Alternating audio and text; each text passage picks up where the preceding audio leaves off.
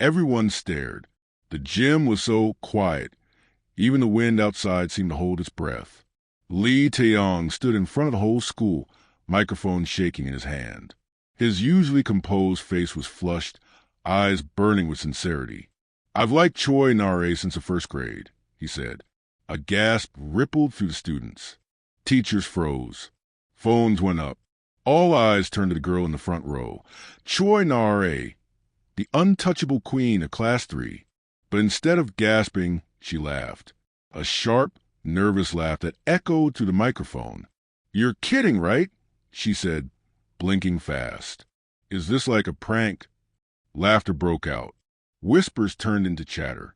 The moment shattered. And Tae-yang just stood there, face pale, eyes wide, heart breaking, silently, but visibly. "Wow," someone muttered. She really laughed in his face.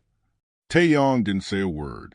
He handed the mic back to the teacher, bowed stiffly, and walked away, not fast, not slow. Just gone. And Na-ra froze, because something didn't feel right. Not at all. This isn't how she imagined it would go. This isn't how he was supposed to look at her.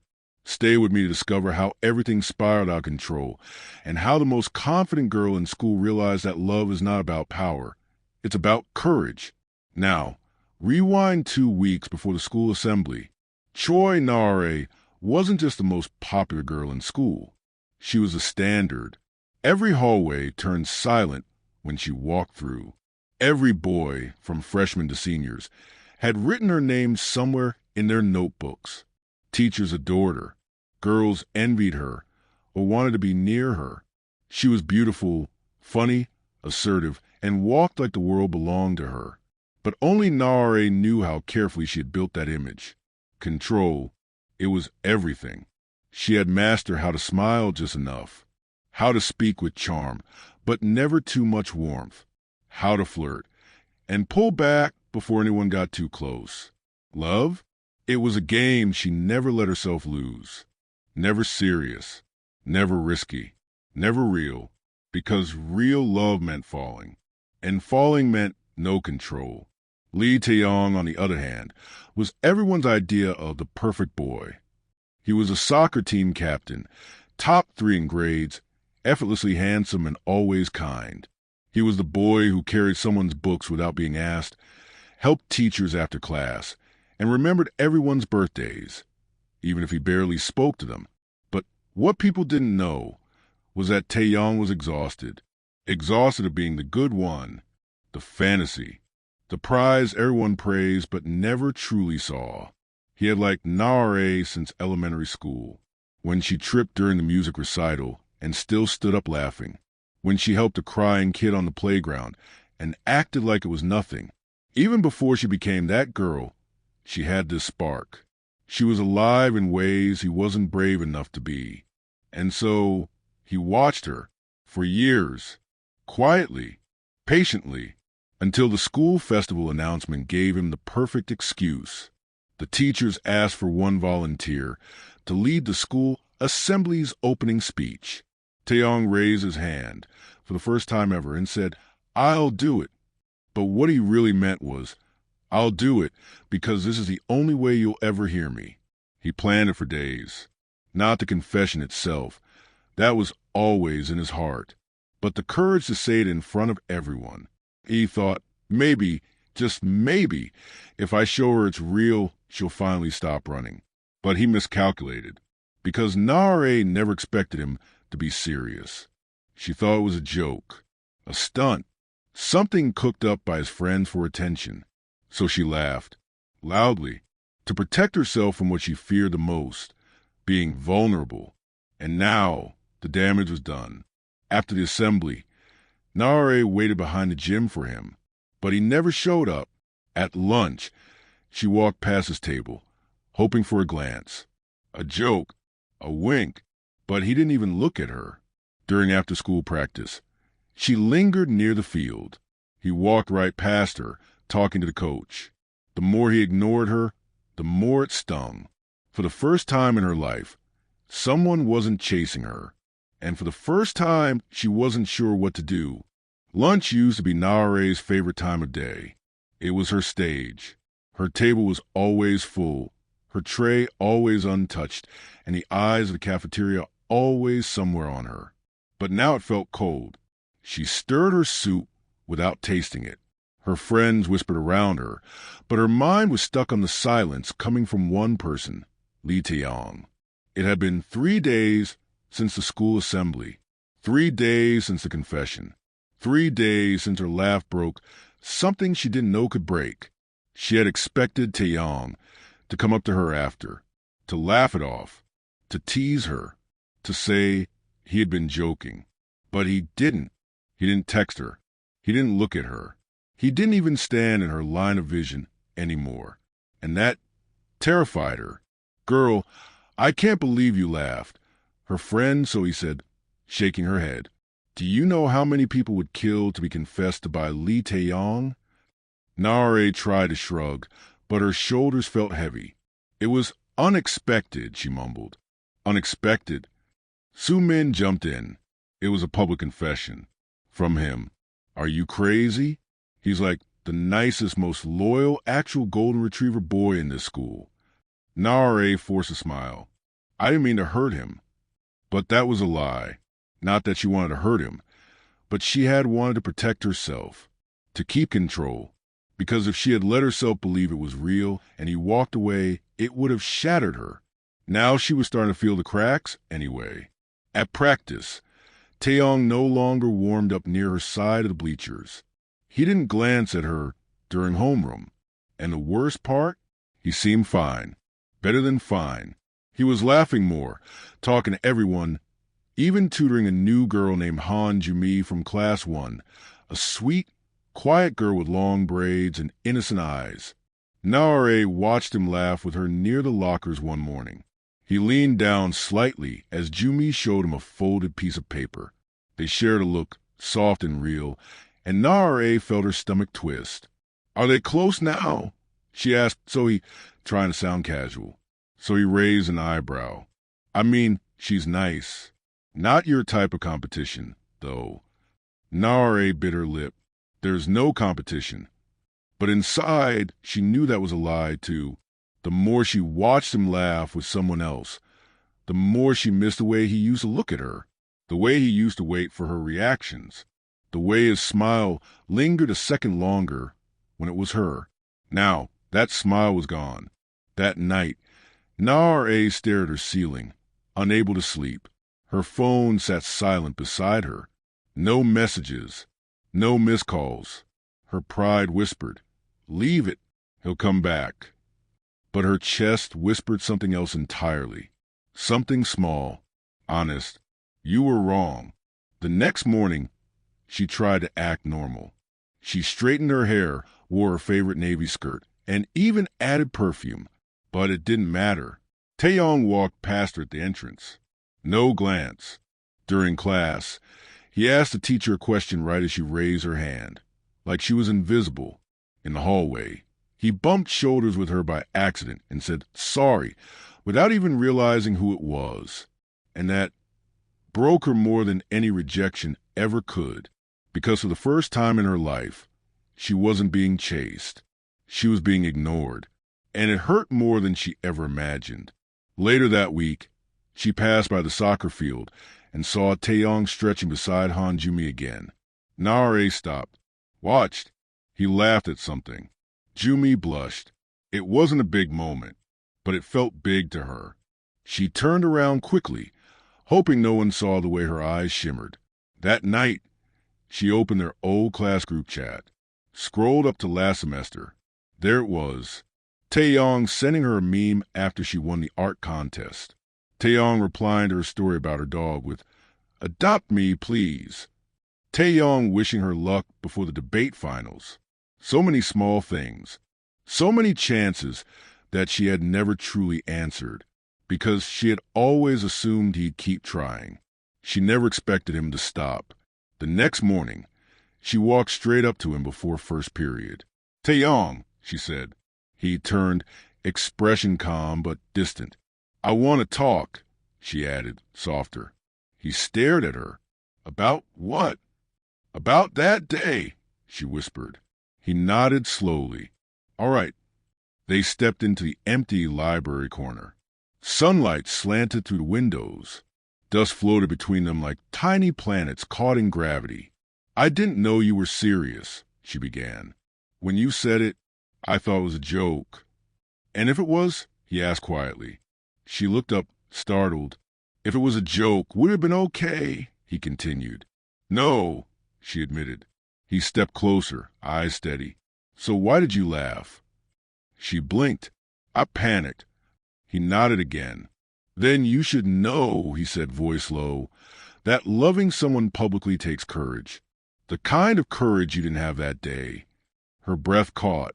Tae-yang, you don't have to say anything now, he interrupted gently. But don't pretend like it didn't matter. It mattered to me. And with that, he walked away, again. Na-ra stood frozen in the library light. For once, she had nothing clever to say, nothing beautiful to hide behind, just the silence of someone who finally realized what it meant to lose someone real. She ran to the bathroom, locked the stall, and cried, not because he had hurt her, but because she had hurt herself by not being brave enough to believe in something real. Na-ra avoided her reflection in the bathroom mirror. Her eyes were swollen, her shoulders stiff. She had always been the girl who stayed in control, never the one crying in a stall because of a boy. But Tae-yang wasn't just any boy. And now, he wasn't hers, not that he ever had been. She dried her eyes and forced herself back into the hallway. The bell rang. Students rushed past her, laughing, shouting, bumping shoulders. She moved through them like a ghost. In class, she sat behind him, not on purpose. That had been her seat all semester. But today it felt different. The space between them wasn't just physical. It was a wall, one he didn't seem interested in tearing down anymore.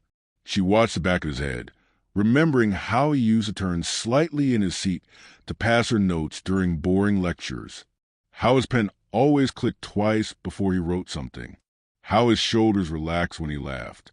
Now he was silent. Even worse, he was smiling at someone else.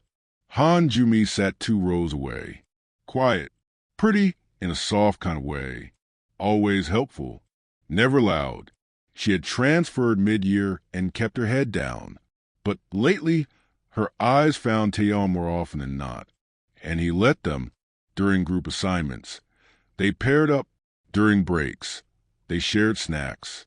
Once, Na-ra even saw Tae-yang tying Joo-mi's shoelace while she held the book. It felt like a punch to the stomach. So he leaned in during lunch. They'd been walking home together. Na-ra blinked. Who? Joo-mi and Tae-yang. So he said, I saw them yesterday near the corner store. She was carrying a sports bag. Na-ra forced a laugh. Maybe he's just being polite. So he raised an eyebrow. You sure you're okay? I don't care who he talks to. Na-ra lied. I'm just surprised he moved on that fast. But it wasn't just surprise. It was panic. Real, sinking panic. Because Tae-yang wasn't flirting. He was connecting with someone kind, someone who listened, someone who hadn't laughed at him in front of the entire school. Na-ra watched from across the cafeteria as Joo-mi handed Tae-yang a thermos. What's that? He asked, smiling. Homemade porridge. Joo-mi said shyly, You look tired today. Na-ra turned away. Her food tasted like paper. Later that day, during student council announcements, Na-ra was supposed to present the upcoming charity event. It was routine. She had done this dozens of times. But her voice shook slightly as she stood on the stage. And the worst part? Tae-yang didn't even look up from his notebook. Afterward, she stood in the hallway, pretending to scroll through her phone, waiting. He walked past with Joo-mi again. Na-ra took a breath. Tae-yang. He paused, looked at her. Can we talk? Joo-mi gave him a gentle nudge. I'll wait by the gates. He nodded, then faced Na-ra. She opened her mouth and froze, because the words didn't come. All her practice lines, all her pride, Gone. I wanted to ask if you're okay, she managed. He gave her a small smile. Not cold, but not warm either. I am. She nodded. That's good. Pause. I see you've been close to Han Joo-mi, she added. He raised an eyebrow. Is that a problem? No, she said quickly. Of course not. He waited, patient. But she didn't say what she really wanted to say. That it hurt, that she was jealous, that she hated the idea of someone else getting the version of him she had thrown away. Instead, she said, You seem happy. I'm trying to be, he replied softly. It's easier when I'm not waiting for someone to take me seriously. Na-ra's throat tightened. You meant it that day, she whispered. Didn't you? He nodded once. Every word. She looked down. I didn't laugh to hurt you. I swear. I believe you, he said. But that doesn't change what happened. He turned to leave. Do you like her? Na-ra blurted out. He paused. Joo-mi? He didn't answer right away. Then, she's not afraid of kindness. Na-ra swallowed hard, and he walked away. That night, Na-ra stood on her balcony, wind brushing her hair. Her chest felt hollow. She thought about all the moments she could have said something, all the texts she never answered, all the smiles she never returned. She had always assumed he'd wait, but people don't wait forever. And now, she wasn't sure if she was watching him move on, or if she had already lost him. The school was buzzing. Rumors spread like wildfire. Did you see them yesterday after practice? I think they're dating now. Han Joo-mi and Tae-yang? No way. Na-ra heard every whisper, pretended she didn't, smiled when expected, nodded when spoken to, but inside it felt like drowning. Every time she saw Joo-mi beside him, smiling softly, walking closely, holding a sports bottle, something inside her twisted, not because Joo-mi did anything wrong, but because Na-ra had. She had laughed when he needed her to believe. And now, someone else believed, and he stayed. For the first time in her life, Na-ra wasn't admired. She wasn't in control. She wasn't the sun everyone orbited. She was alone. At lunch, she sat in silence while her friends debated the supposed new couple. So he glanced at her. You okay? Na-ra smiled too fast. Fine. You sure? Na-ra blinked back the sting in her eyes. He's free to do whatever he wants. So he didn't push, but her silence said everything. That afternoon, Na-ra waited behind the library after classes. She knew Tae-yang would pass that way. He always did on his way to practice. And when he appeared, backpack slung over one shoulder, earphones in, her breath caught. He hadn't changed. He looked exactly the same. But something in him felt different now. More distant, more guarded, more real. Tae-yang, she called. He looked up, pulled out one earphone. She walked toward him, heart thudding. Can we talk? She asked. He hesitated. About what? About us. He didn't reply, but he didn't walk away either. They stood in the quiet path behind the school, late sunlight flickering through the trees. Na-ra took a deep breath. I didn't mean to hurt you, she said. That day, I panicked. I didn't think you were serious. And now, he asked softly. I know you were, she replied. And I was stupid. Silence. I laughed because I was scared, she admitted, voice cracking. I've never had someone like you look at me like that. It felt dangerous. Dangerous, he echoed. She nodded. Because you saw the real me, and I wasn't ready to be seen. Tae-yang looked down, then back at her. I waited, he said, for a long time. I thought maybe if I showed you how real I was, you'd finally stop pretending. I'm not pretending now, she said, stepping closer. I miss you. He looked at her, really looked, and then said the words that made her heart drop. Love isn't performance, Na-ra. It's courage, the kind you didn't have. She froze. I stood there in front of everyone and told you the truth, he continued. and you turned it into a punchline. Tears welled up. I was terrified, she whispered. So was I, he said. But I did it anyway. He took a step back. I don't hate you, he added. But I don't owe you my heart anymore. Na-ra's lips parted. So that's it. He nodded. You broke something that day. Not just my pride. My trust. She couldn't breathe. And then he said it softly, kindly like a gentle cut. You only want me now because someone else does. No, she cried. That's not true. But he was already walking. Tae-yang. He paused once more, turned his head just enough to say, I needed you to believe in me. Not now. Back then. And then he was gone. Na-ra didn't remember how she got to the bathroom. She only knew she was sitting on the floor, knees to her chest, shaking. She had never cried like this, never felt this kind of pain, because this wasn't about popularity, or ego, or reputation. This was about love. Real, terrifying, all-consuming love. And she had laughed at it. The bell rang above her. Doors opened. Students laughed. The day continued. But for Na-ra, time stood still.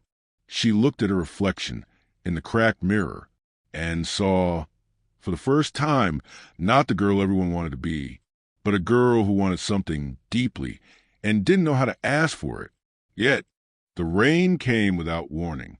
By the time Na-ra stepped out of the school gates, her uniform was already soaked. She didn't care. She didn't run for cover. She walked slowly, head down, letting the drops hide the tears she hadn't stopped shedding since lunch. For 3 days, she said nothing to anyone. No posts, no stories, no perfectly rehearsed smiles in the hallway. She just disappeared. People noticed. Even Tae-yang noticed, though he didn't say anything. But Na-ra felt something shift, something deep. It wasn't just that she had lost him. It was the way she lost herself in the process. Chasing perfection, control, admiration.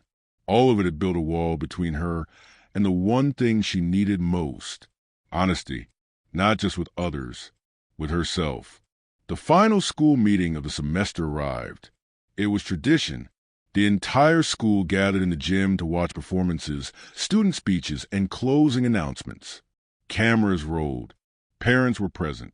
Teachers wore their nicest suits. Na-ra stood in the back of the gym, far from the front row she usually owned.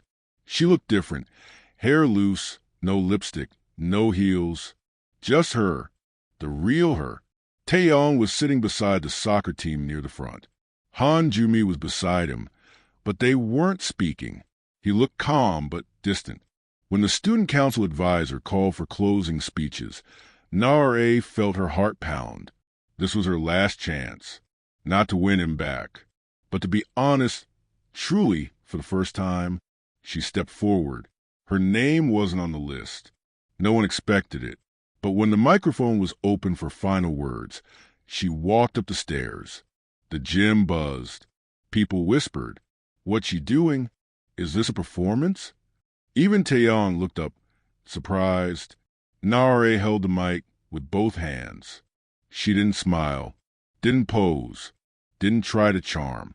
She just looked straight ahead and said, 3 weeks ago, someone told me they loved me. In front of all of you, he stood right here and spoke from his heart. And I laughed. A gasp echoed. Na-ra continued, voice trembling. I laughed because I didn't know what else to do. Because when someone sees you, really sees you, it's terrifying. Especially when you spent your whole life trying to be invincible. She took a breath. I wasn't brave that day, but I want to be now. The gym fell silent. Na-ra scanned the crowd. Found him. Eyes locked. If the whole world laughs at me today, let it be because I love you, Lee Tae-yang. A beat of silence. And then applause. Real, loud, unstoppable. The entire gym erupted. Phones flashed. Students screamed. Teachers blinked in disbelief. But Na-ra didn't look away from him. And Tae-yang stood up. He walked slowly toward the stage. one step at a time, heart in his throat. When he reached her, she whispered, "I'm scared." And he whispered back, "So was I." She looked up, eyes glistening. "I love you." And then he kissed her, right there, in front of everyone. No fear, no pride, just truth. The crowd exploded. So he screamed. Joo-mi smiled softly from her seat. Teachers clapped awkwardly. But none of it mattered, because for the first time, Na-ra felt free. Not because she got the boy, but because she chose to feel, to risk, to be real. And Tae-yang? He finally saw her, not the version everyone adored, but the girl who chose courage over control, the girl who made the whole school stop just to say "I love you."